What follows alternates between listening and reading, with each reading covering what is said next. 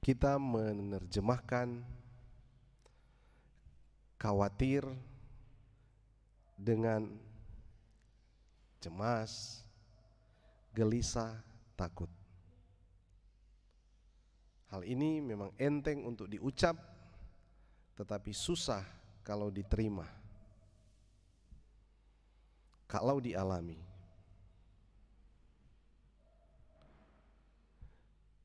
Kalau mau menggali lebih jauh tentang arti khawatir, cemas, gelisah, dan takut, itu kita boleh merumuskannya dengan dua hal.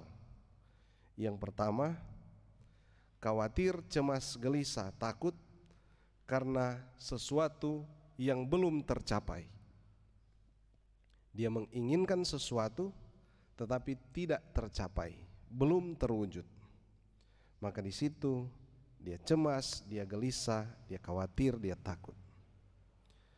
Yang kedua, khawatir, cemas, gelisah, dan takut karena sesuatu yang nanti menimpanya, sesuatu yang mungkin nanti terjadi, sesuatu yang tidak diinginkannya. Jadi yang satu karena dia menginginkan itu, karena dia sangat menginginkan itu, tapi yang satu karena dia tidak menginginkannya. Dan hal-hal yang kita sebut sebagai yang tidak kita inginkan, tidak kita kehendaki, juga hal-hal yang kita sangat inginkan, sangat kita kehendaki, itu ada di dalam kehidupan kita setiap hari. Menarik untuk memperhatikan tema ini. Seorang ahli psikologi namanya Abraham, mungkin marganya Maslow, sehingga nama lengkapnya Abraham Maslow, membantu kita dengan teorinya untuk melihat tentang kekhawatiran, kecemasan, kegelisahan, dan ketakutan. Abraham Maslow membuat satu piramida hierarki kebutuhan. Jadi menurut dia, kebutuhan pertama dari manusia adalah kebutuhan fisik, kebutuhan fisiologis dia sebut. Dan ini adalah kebutuhan makan, minum, bernafas, kebutuhan akan tempat tinggal atau rumah. Ini kebutuhan dasar, kebutuhan pertama dari manusia. Kalau kebutuhan ini tidak terpenuhi, di sana orang menjadi khawatir, cemas, gelisah, bahkan takut. Kebutuhan yang kedua menurut Abraham Maslow adalah kebutuhan akan rasa aman dan rasa nyaman. Rasa aman dari ancaman, rasa aman dari tindak kriminal, rasa aman dari perang, terorisme, sakit penyakit, kerusuhan, dan bencana alam. Ini adalah kebutuhan juga. Maka ketika wabah pandemi COVID-19 menimpa bumi kita, dunia kita, lingkungan kita, kita juga menjadi tidak aman, tidak nyaman. Karena kita membutuhkan rasa aman dan rasa nyaman.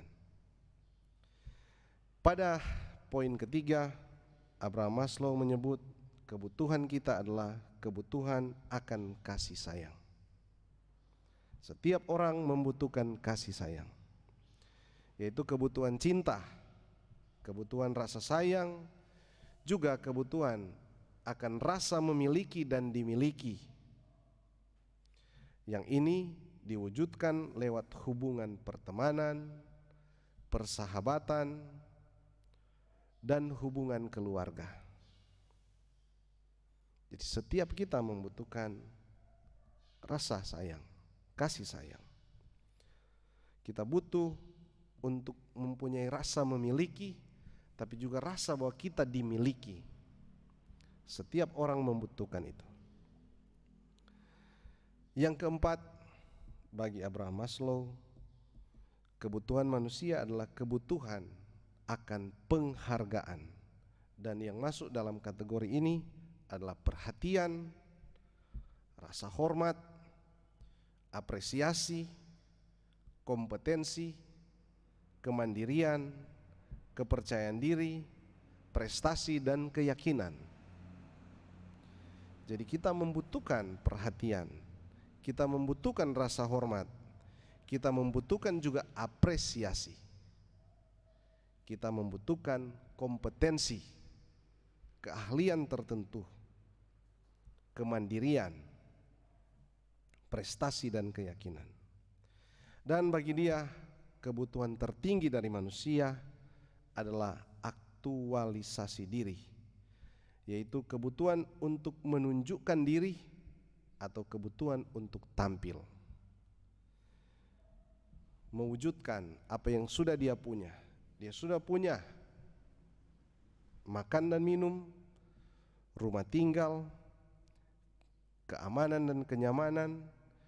Dia sudah mempunyai kasih sayang, dia sudah mendapatkan apresiasi, kompetensi, dan kemandirian.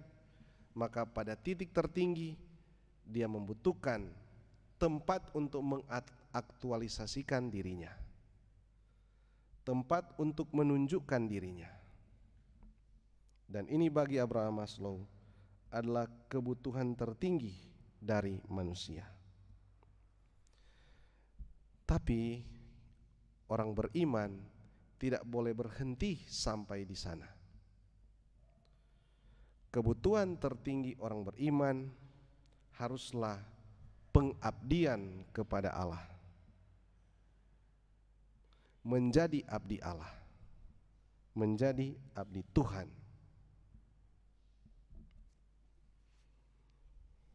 Ini harus menjadi kebutuhan manusia, harus menjadi kebutuhan umat beriman. Tentang ini, kebutuhan tertinggi bagi orang beriman ini yaitu kebutuhan untuk mengabdi Allah, untuk melayani Allah. Kita mempunyai teladan-teladan dan contoh-contoh yang gemilang dan unggul.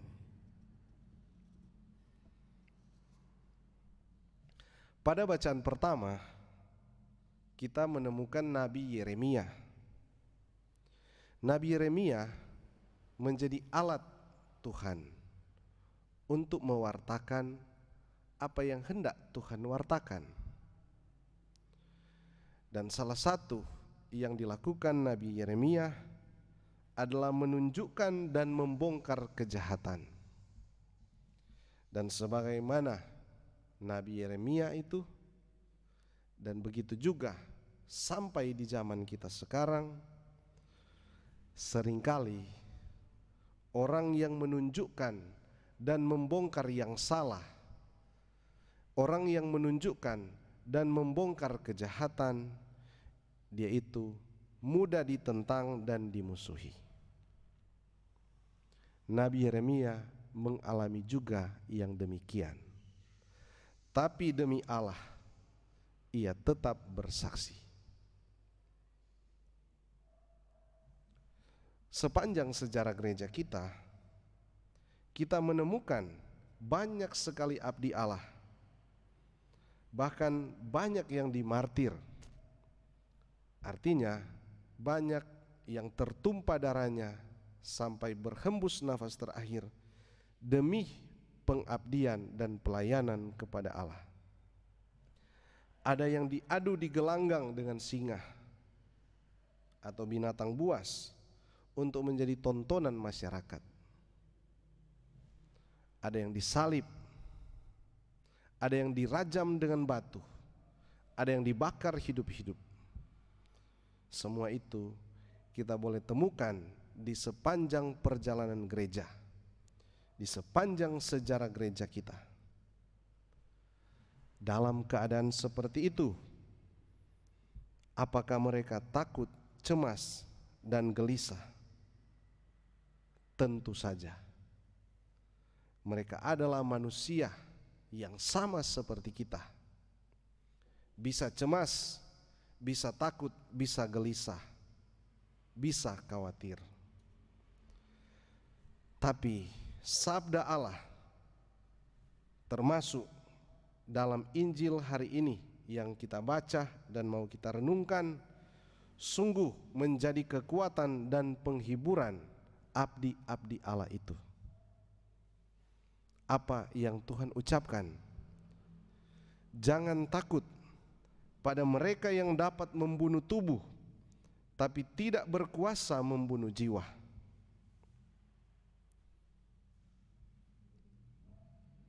Tuhan sebut bahkan burung pipit yang diperjualbelikan. Artinya dia bisa jatuh ke tangan yang satu menuju ke tangan yang lain, ke majikan yang satu ke majikan yang lain, dari tempat yang satu pergi ke tempat yang lain. Burung pipit bisa diperjualbelikan, bisa ke sana kemari. Tapi Tuhan bilang, tak seekor pun bisa jatuh ke bumi di luar kehendak Bapa di surga.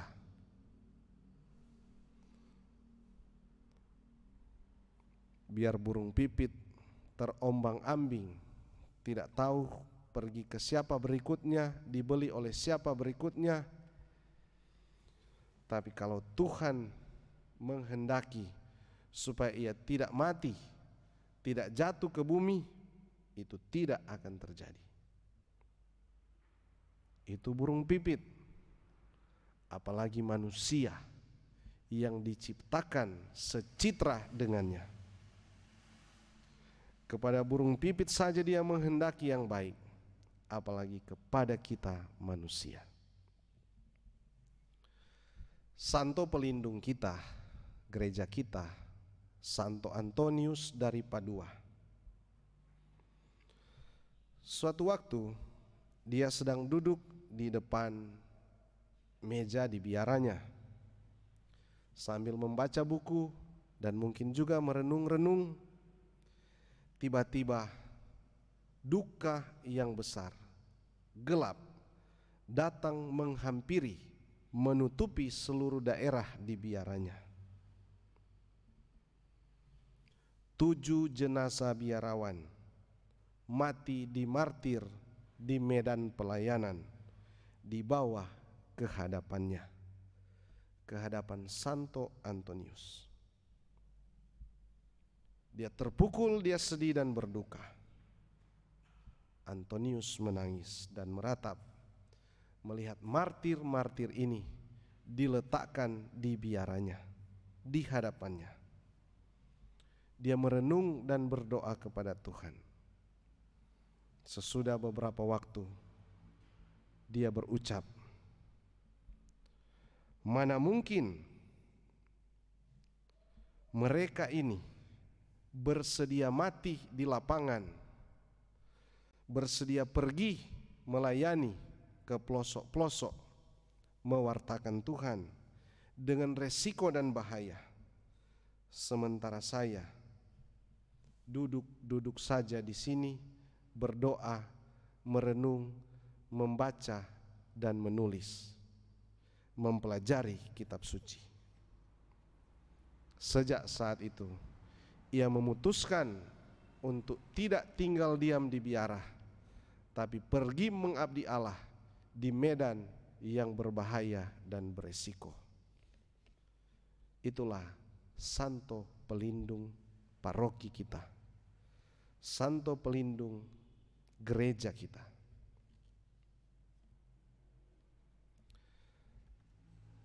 Suster Teresa dari Kalkuta, dia mendapatkan penghargaan Nobel perdamaian, hadiah Nobel. Suatu waktu bagaikan durian runtuh, biara yang dia bangun, gerakan kemanusiaan yang dia laksanakan mendapat banyak sekali perhatian dan bantuan. Dana-dana mengalir tidak tahu dari mana semua. Tapi Suster Teresa berpidato pada suatu kesempatan dan dia ucapkan, saya tidak akan sentuh satupun orang kusta demi sejumlah pound uang, sejumlah pound uang.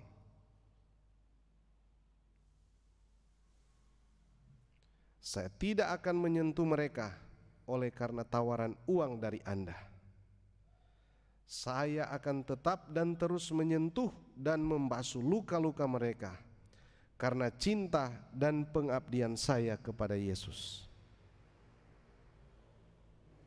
Santa Teresa dari Kalkuta, abdi Allah yang setia. Dia tidak takabur dengan tawaran yang besar, tapi dia tetap berkomitmen dan tetap melayani karena dia sebut cintanya kepada Yesus.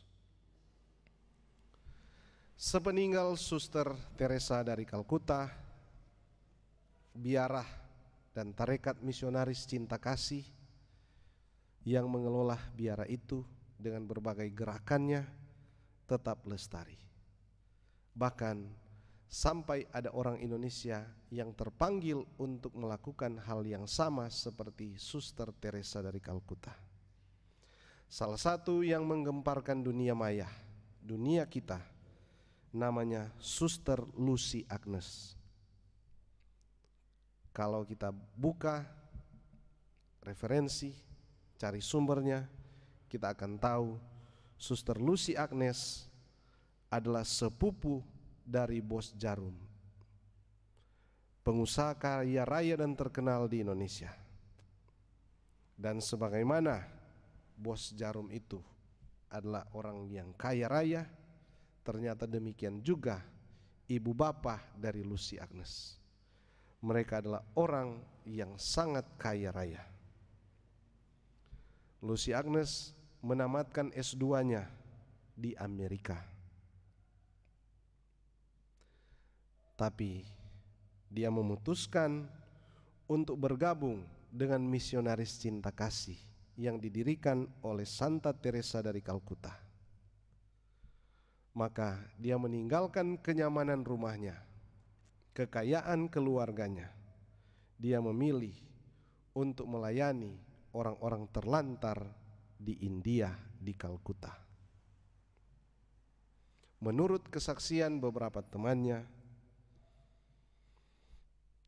Suster Lucy Agnes, wanita yang centil dan cantik, yang memilih masuk biara, adalah yang paling setia dan paling sedia mendampingi orang-orang yang sekarat.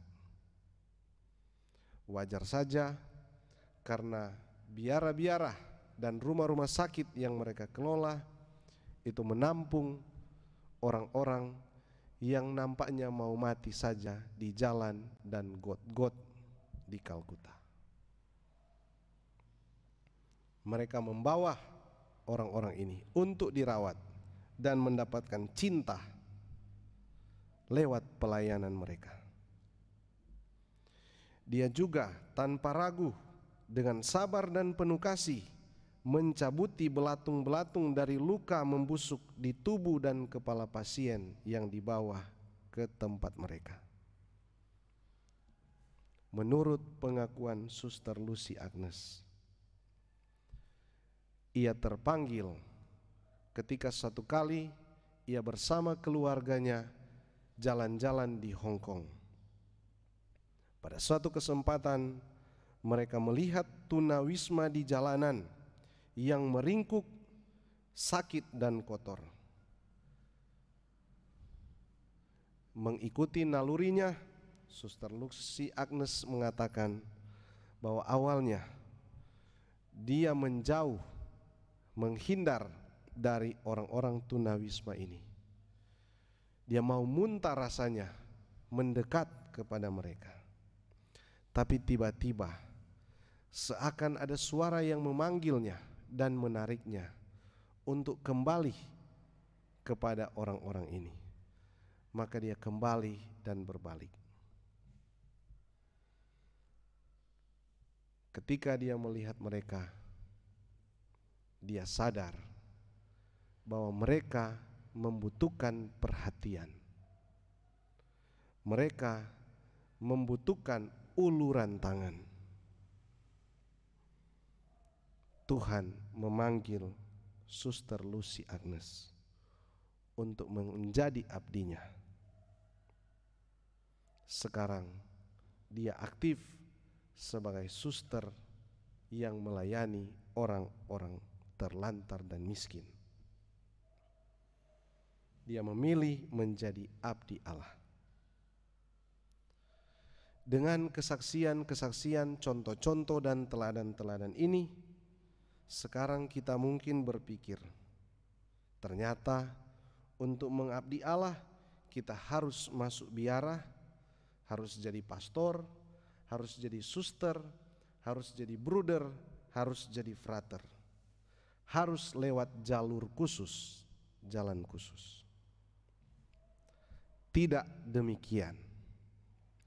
Untuk menjadi abdi Allah, kita tidak harus masuk biara, kita tidak harus menjadi imam, kita tidak harus menjadi suster, frater, bruder. Apapun keadaan kita sekarang, apapun status dan profesi kita, kita tetap dapat mengabdi Allah. Kita tetap dapat menjadi abdi Allah. Ada orang datang kepada pastor, lalu mulai bicara. Pastor, suami saya pemabuk berat. Dia keras dan kadang suka marah-marah di rumah. Saya tanya, terus bagaimana? Apa yang ibu lakukan? Dia katakan, saya tidak berhenti mendoakannya.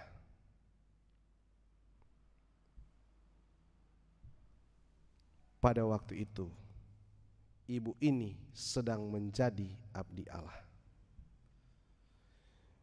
Dia sedang berusaha memenangkan suaminya di dalam Tuhan. Dia tidak masuk biara, tapi dia tetap boleh menjadi abdi Allah.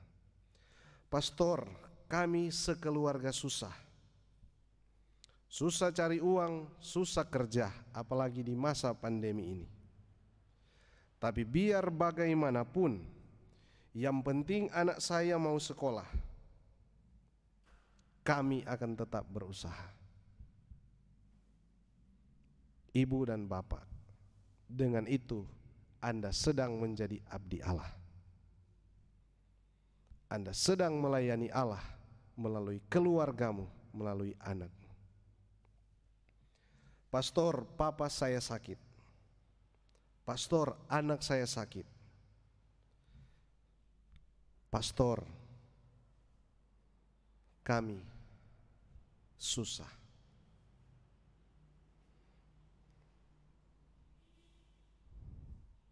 Tapi kami terus memberikan, mengusahakan pelayanan yang terbaik untuk kesembuhannya. Kami memandikan, kami membersihkan tubuhnya. Kami membersihkan tempat tidurnya. Kami membersihkan ruangannya. Kami ingin dia nyaman di tempat tidur. Ibu bapak, anak-anak, saat itu Anda sedang mengabdi Allah lewat pelayanan kepada oma opa, kepada papa mama yang sedang sakit, kepada anakmu yang sedang sakit. Pastor, kami sudah rindu mau misdinar di gereja. Pastor, kami sangat rindu untuk menyanyi kor di gereja. Ini adalah ekspresi dari orang-orang yang mengabdi Allah lewat menjadi misdinar, menjadi penyanyi kor. Pastor, kami sudah rindu sekolah minggu, bermain bersama teman-teman di kompleks gereja. Bahkan anak kecil pun telah sedang menjadi abdi Allah lewat ekspresi kata-katanya, kerinduan untuk beribadah di dalam sekolah minggu, di dalam kelompok sekami. Pastor, kami mau ambil bagian di dalam kerja bakti di kebun.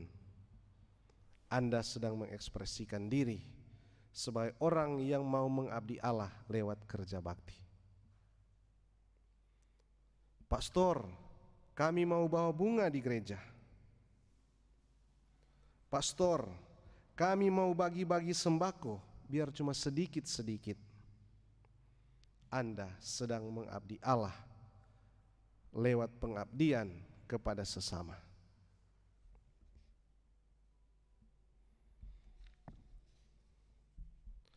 Pastor, ada umat kuat di wilayah rohani di stasi saya yang sedang dalam masalah. Mereka begini-begini dan begitu-begitu. Anda sedang melayani umat Allah. Anda sedang melayani Allah. Anda sedang menjadi abdi Allah. Saudara-saudari, di dalam semua kegelisahan, kecemasan dan ketakutan kita karena mau memenuhi kebutuhan kita, termasuk juga di dalam rangka pengabdian kepada Allah, marilah kita terima dengan rendah hati dan penuh kepercayaan sabda Allah yang dibacakan kepada kita. Tuhan sendiri mengucapkan bahwa Ia menjamin kita, Ia melindungi kita. Tidak ada hal yang jahat dan buruk terjadi di luar kendali Allah.